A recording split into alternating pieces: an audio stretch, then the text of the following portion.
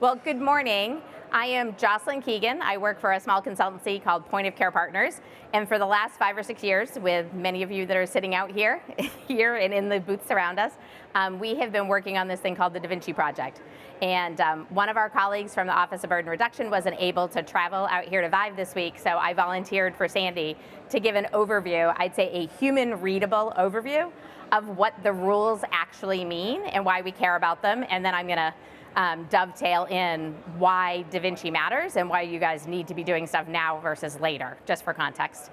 I'm gonna go ahead and dive in. So I thought, because not everyone is a giant dork like I am and lives and breathes basically policy and where technology and policy intersect.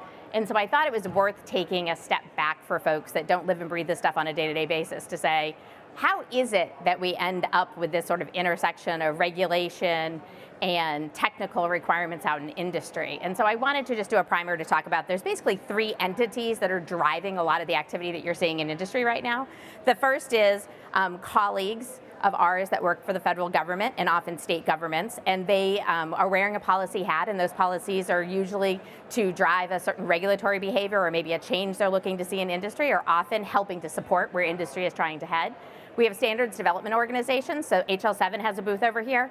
There's 3 main, there's a lot of extras, so don't feel bad if I leave you out, but for today's purposes, there's 3 main standard development organizations, and that's HL7, which has really been historically focused on clinical data and clinical data exchange, NCPDP, which really covers all of the things around prescribing and getting drugs where they need to be and paid for, and then X12, and I would say X12 sort of is the underpinning of a lot of the administrative world that we live in today. Both NCPDP and the folks at HL7, need to do crosswalks back and forth to X12 because in the current fee-for-service world that we live in, that's basically where the standards are based. And then I think more importantly, what we're seeing is this point in time in industry where literally you guys as implementers are driving where we're headed from an industry perspective. So with the rise of HL7 Fire, and I would say the modernization of how we communicate from an interoperability perspective, there's a number of different players in the industry that have their own perspectives and agendas about how we get to interoperability, and that those are made up of things like professional organizations like EHRA, that is the professional organization, or the AMA, for the EHRs and for providers. It's made up of groups like Da Vinci that I'm going to talk about today, which is sort of a party of the willing that want to drive standards ahead of where the industry is headed, and that those groups help do convening and help provide a voice and forward action in the industry. And I think that that's an important setting to understand because often change, I know this might be shocking to everybody at 9 o'clock on a Monday morning, that change is, for human beings, is very hard, right? And there's often inertia about making things behave or act differently. And when you couple in sort of the transition to technology and that change needing to happen through technology, it sort of doubles down and gets even harder. So I always like to talk to people about why is today different than the last 5 or 6 attempts that you've seen in industry to actually make some of these changes happen. And about a year ago, I was actually presenting to some of the team at ONC, and I wanted to get to this point, and I created this graphic. And I think that what we're seeing is, we're seeing real implementation success. I'm going to point out Anna Taylor, who's over here in the audience from Multicare. You'll get to see her later this morning talk about the fact that they are picking up and using the guides that are referenced in 0057, the rule that we're talking about this morning, with some of our other payer members, and that there's dozens of organizations that are out there exercising these guides and making them work, which allows our colleagues over on the regulatory side to say, hey, this stuff is real, but the industry really often requires regulation to move forward. And there are people that are, the early adopters, and then everybody else sort of falls into a category somewhere beyond that. And so, the alignment that we're seeing, I think, at this point in time from our colleagues from ONC and CMS with industry leading is really remarkable. And then the relationship between payers and providers is shifting. It's not completely changed, even in the places where we see tons of collaboration and alignment between payer and provider organizations that are really looking at partners and are really leaning into value-based contracts. Things are not perfect, but we've really come out of this sort of historic period where payers and providers saw themselves sort of oppositionally in the market. And so we're seeing with the move to value-based care, better alignment around incentives, and the shift of the number of organizations that are in some sort of at-risk contract has really been remarkable. Again, I think coupled by support through MIPS and macro with our CMS counterparts. And then that really gets to the last point, which is, I don't believe there's anybody here that has personally experienced healthcare in the last 5 years that doesn't understand that we have room for improvement and that we need to move forward and leverage technology and get human beings to stop doing things that could be done by computers.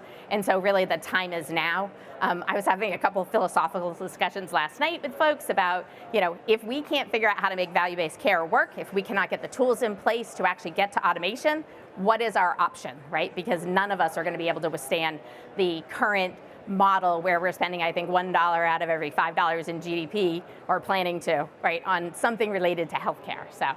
So I'm going to get to just the starter of what is actually in the 0057 final rule from CMS, but I want to give a little bit of background in the sense that this is not the first time we've seen this rule. So folks that have been involved in this side of the world for a while know that we actually saw this rule for the first time at the end of the last administration, and that for a number of reasons during that transition, it got pulled back in, and it was issued as a proposed rule last January.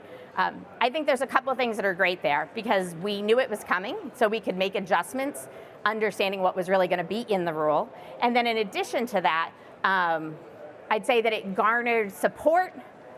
Maybe it took a little longer than we thought to come back, so I think we had a little bit of momentum to kill off in there, but it really reinforced sort of the direction that we'd been heading on from a Vinci perspective to really focus on what are the use cases that we can really use technology to reduce burden between payers and providers.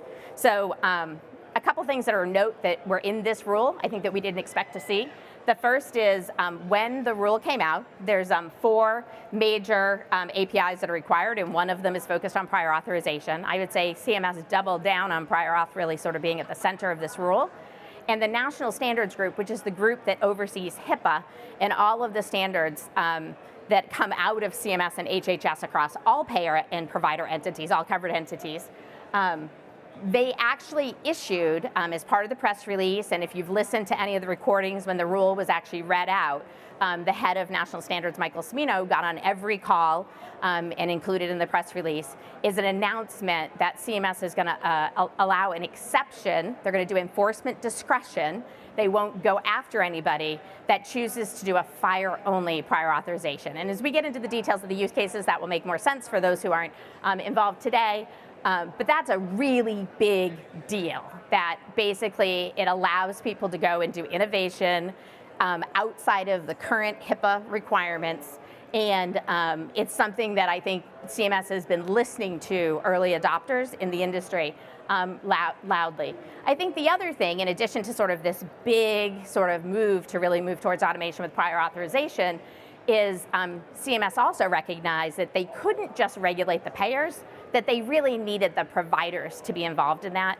And we'll talk a little bit more about the coordination with CMS and ONC, but that CMS could use what levers they have from a regulatory perspective to get the providers that are under their purview with government programs to actually be accountable to pick up and use these prior authorization workflows. As I mentioned before, there's 4 APIs. We'll go through 3 of them, and I'll talk to the 4th one a little bit. So there's Patient Access API, which is doubling down on and finalizing some of the requirements from a previous rule from about 2 years before the administration change that went into effect a couple of years ago. There's Provider, which is building on that Patient Access API. There's Payer-to-Payer, which is, again, you're going to hear a theme today, building on what's in Patient and Provider, and having payers talk to other payers when we talk about sharing clinical data about patients. And then there's the prior authorization rule. The timeline got pushed by a year when the final rule came out, and that's not surprising. I would say that some people were like, whew, I can take a breath and not worry now. I would say if you haven't started and you're not talking about who you should be working with yet, or you don't know what your vendor solution is going to be, you should start now, because some of the requirements and the business transformation that's going to be required in order for you to be successful here really needs to be starting now, and those conversations need to be you need to be talking to your partners about how you're going to get from here to there in time for a January 1, 27. There are requirements for payers to start collecting statistics about their prior authorizations in the 2026 timeframe. The only other note that I would add here that's sort of in addition to 0057 is there is massive activity happening at the state level for folks that are looking to push faster than the feds are here on these regulations, and you'll see really people doubling down on the use of fire for this use case, as well as all different kind of variations about how we deal with gold carding and transparency and reducing the time that prior authorizations need to be turned around. There's sort of an aha that we always talk about when we talk about this, and it's really as we move to more automate and digitize. In the news, you'll see some of the large national payers have made declarative statements about reducing the total number of things that they do prior authorization on. I think it really is the industry trying to understand how they're using prior authorization as a tool for the industry, and I think this is important because I think what you'll also see as people are required to make the business transformation changes and do the reporting time of turnaround time, and we can get to more automation, I think you'll likely see some things that are prior auth today stop having prior authorization, and that we'll start seeing things, the people focusing on sort of that top line of prior auths that really need human intervention, and where can we automate or remove prior authorization where it's not required because the data exists and doesn't need to be reviewed by a human being. So the elephant in the room every time we talk about this is, why are the guides that are mentioned in the rule recommended and not required from CMS? And I was laughing. I have this little analogy about people in the 1950s used to catch bumblebees and carry them around all day. They would pin them, and they'd have a little, non-stinging bumblebee hanging out with them. I want to have Alex Muggy from the Office of Burden Reduction pinned to me so that every time I need it, I have a little meme that says her leaning forward and saying, "We really, really, really recommend that you use these guides." It's part of the nature about how policy gets written and enforced today in the existing CMS world. Once a version is named, excuse me, in a regulation, we're sort of pegged to that with the current systems. The ONC team has actually been doing a great job of trying to simplify and streamline and start setting a floor and lifting the ceiling of what versions of software standards people can use. CMS is really trying to work collaboratively there. So one of the main reasons you're seeing this recommended and not required is the acknowledgement of the fact that these guides are early, they have been tested, they do work, but we know that we are going to get better, and we're going to expand them, and we're going to learn things as they get implemented out in the market. And this is an important part of how we build standards today versus how we built standards 10 or 15 years ago, which is iteratively and learning, just like how we build software in a more agile way. So I think that's really important. And I think that we're expecting, I don't think anybody would say it out loud, well, maybe Mickey says that out loud occasionally, that we would see additional certification requirements on both the EHRs and likely other players around workflows, around clinical data exchange and prior authorization moving forward. So I'm going to talk a little bit about Da Vinci and why it's important, this mix. What are these implementation guides? Why do we care about them? I'd love to get a show of hands in the crowd. Who in the crowd knows what Da Vinci is and is involved in one of the fire accelerators today? Because I'll talk faster and give you guys time to ask questions if I don't need to do a slow roll. Okay, so we're like 50-50. So I always affectionately refer to this as our NASCAR slide in the presentations, because I think it's really important to understand. And Da Vinci is one, and there's a panel at the end of today on, I think 5 of the fire accelerators are here, that talk about, sort of this construct of essentially early adopters in the industry getting together and crowdfunding the building of standards. So rather than having it be all volunteer, basically these organizations provide the seed funding to hire core staff to coordinate the project, technical subject matter experts to actually write the implementation guides and build testing tools to go along with it.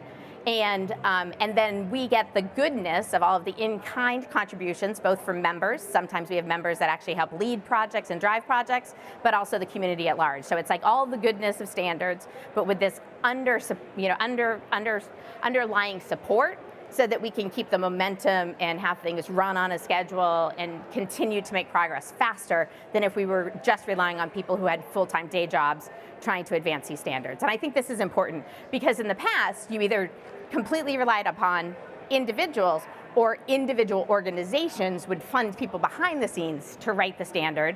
And so this gets you the bonus of all of the consensus of it being crowdsourced by many different organizations, so there's not one org driving sort of what they want it to be, but the goodness of like not having people's individual deadlines and bosses pull them away from the work on a regular basis. And I would tell you that this is a human-powered effort, and I have slides for days from a Vinci perspective. I didn't include a lot today, but there's resources here where you can go get more information. We run about 15 use cases, and each of those use cases represents an implementation guide, which at its core is literally just a recipe to say, if you're using Fire for this business problem, this is the way you use it, and how these resources and these APIs need to be built so that they can be automated and they can be repeatable. It's an amazing group of people. There's a couple of my members in the crowd today, and it's a privilege to get to do this. So I'm going to talk about Provider Access API, but I want to say out loud, ahead of Provider Access API is the existing Patient Access API. And really the biggest difference between what's out there today, and I would say CMS was brilliant here in the sense that they did patient first because nobody could argue about us giving patients access to their own information. And if we had started with payers and providers, I think we would still be arguing and there'd probably be lots of lawyers involved, right? So starting with patients was brilliant. And so what we're doing with provider access is we're essentially laying on the requirements to share the formulary information, to share any clinical data or claims data that payer has about your patient with a provider. And this is game changing, right? We're in an information sharing world now, and this is the way that we're going to operate from here on out. And the only difference between this and Patient Access API, really, for all intents and purposes, is that the financial information about the claims isn't involved in Blue Button. And Ryan Howells from CARIN, who owns the Blue Button side of this implementation guide, will be here this afternoon as well.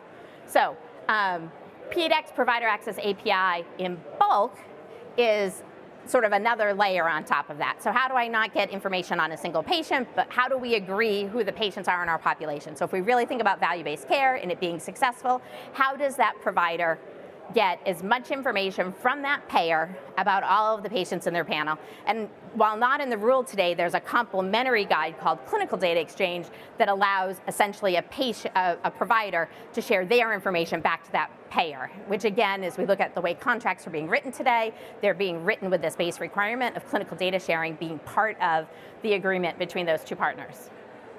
Oh, sorry, I just did bulk. So what we've got here, and I just want to point out, member attribution is another implementation guide that's not mentioned in the actual rule, but this is literally, we've come up with a standard way in Fire for you to agree who are the people that we own together. And what we found from some of our early implementers was that if you couldn't basically signal or set the flag of that this was a patient that had a relationship between this payer and this provider, that it became really problematic to get accuracy and actually knowing when to trigger these workflows. And then the last use case that we'll talk about is prior authorization. And so it's complicated, and I think a lot of the challenges with the current guides in production that have been out in the industry for 20 plus years, the 278 and the 275 from an X12 perspective. And I'll do a disclaimer. I actually brought the NCPDP script standard, which is prior authorizations for pharmacy, live as a test use case, a test standard probably 10 years ago.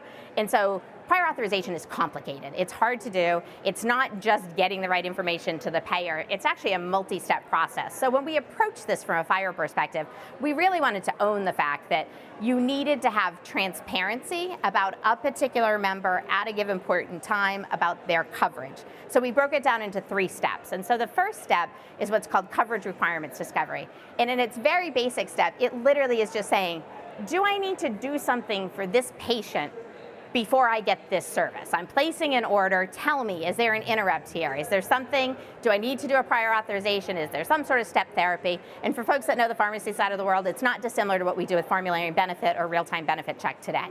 So once you get past that, okay, there is something I need to do, well then tell me what is it I need to do. So either in a high trust relationship, allowing that provider and that payer or the application that they've agreed to use to do this to interrogate the clinical record to see if the data is at rest, you could remove or reduce the need for prior authorization if the criteria is at rest in the EHR. Or you could pop up information either to a screen for a back office staff, or to show the criteria to the provider while the patient's in front of them, which is really incredibly important because right now we sort of send patients away and say, well, we got to figure out the prior auth. This allows you to have a conversation sort of bedside with a patient about what their options are. And this is really important because this is, to me, bringing back, 35 years ago, we decided that there were clinical transactions and administrative transactions. But I think we can all acknowledge that what gets paid for by your health plan impacts what you actually get for care, and it's one of the biggest drivers of why people aren't adherent with their health, with their actual care plans or their treatment service, their treatment course that they get from their provider. So then if and when I actually need to do a prior authorization, the provider now knows what the criteria is, can either complete it if it's fully automated, or can turf it off to a task to somebody on their team to follow up with.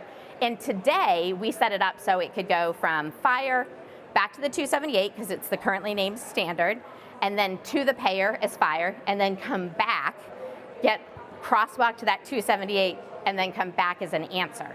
So one of the big things about the reg that I mentioned at the beginning was this idea that there's going to be enforcement discretion on that 278 step, and that's really based on tremendous feedback from early adopters that this transform to 278 was introducing waste and could potentially have, sort of data quality degradation issues, and that it was a barrier to getting people started even to try the innovation of doing a FHIR-only solution. So that's been fantastic. And then what we've added since we started the project was this idea that in some cases that clinical data might not be in a format that is codified or codifiable at this point in time. And so CDEX, that other IG that I talked about earlier, which is a way for a provider to share clinical data with their existing payer, this is really replacing the fax or the CCDAs or the stuff that gets OCR'd or FTP'd over to a provider today with the data in context as a FHIR payload in CDEX. So I am going to wrap. We've got about 7 minutes left, so there's time for Q&A. I want to just talk a little bit about what it means to get involved. So you will hear me say over and over again, this is literally a project that is human generated, right? We have been able to make the progress in building out these guides and testing because all of the folks that are sort of around the edges of this and many of the people standing in the audience are actively testing and implementing these guides, the ones that are in reg and the ones that aren't in regulation. There are weekly, bi-weekly calls, depending on the topic, that you can get involved in as an early implementer. And it is a completely industry-funded project at this point in time. We get very generous in-kind donations of resources from our friends at CMS, which has made us be able to do more. But we definitely would love to have more friends. I would say many of my existing members that have been around since the early days in 2018 are like, okay, when does everybody else come along and help to start to fund this stuff? But there's tons of ways to get involved. And I'm going to be over at the HL7 booth from 11 to 1 today and tomorrow. And as I mentioned, we're going to do a panel later today. So I'm more than happy to chat with people offline about where does it make sense for you to get involved. Because some folks just get involved as implementers, and other people like dig in and they want to be the people to write the reference implementations, the sample code that we write. And other people want to be the leader and they want to help drive sort of the expertise required on some of these workflows. And so we always welcome friends. HL7, if folks aren't familiar with it, is an organization, uses Confluence. It's essentially just a wiki. There is so much content out there, so we've done some sort of helper surfer pages for people to be able to look at and be able to get resources on the project itself. Again, if you can't find what you need, we've got contact information here for everybody on the team. I'm going to flip back to that resource page just so that folks can look at it. These slides will be uploaded for people to get access to them. The Vinci PMO is probably a safer place to send an email than to send it into my my inbox. In Crystal Callum, if you have use case specific questions, Crystal is great about turfing people exactly to the right resources or the right context. Because everyone is doing this and really this is about industry first, right? It's not about what my company needs. The people that are involved in the project are really fantastic about helping to bootstrap people that are new and don't necessarily know the way to get involved or how to get involved. And there's tons of places to get involved, from testing all the way to implementing. And HL7 itself as an organization is growing and maturing to make sure that we have more consistent offline testing outside of connectathons. So it's an exciting time to be involved. I think we're at an inflection point. I think this rule is incredibly important for us to be able to make forward progress. It's going to bring sort of the rest of the industry along with us. And if you don't care about these workflows because they don't impact you, the level setting that we will get from all of the FHIR servers being up and running at all of these payer, provider, and vendor organizations will allow us to really get to that transformation tipping point, I think, that we have all been anticipating for a number of years. Thank you.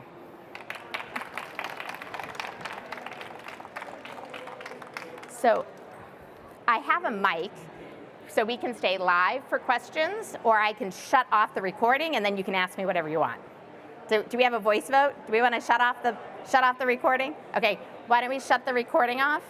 But I'm still going to give you a mic just because it is allowed in here. Does anybody have a question for me this morning? And I'm more than happy to call on people if you don't. Sure. Go ahead, Steve. How you doing? Oh, I might have shut you off, actually, not turned you on. Sorry, have it. Okay. Can you hear me now? Up a little bit more. Hello? Okay. Hi, Steve Emmert, Clinical Architecture. Jocelyn. He's still really low. Can they hear him? Okay. Speaking of the mic.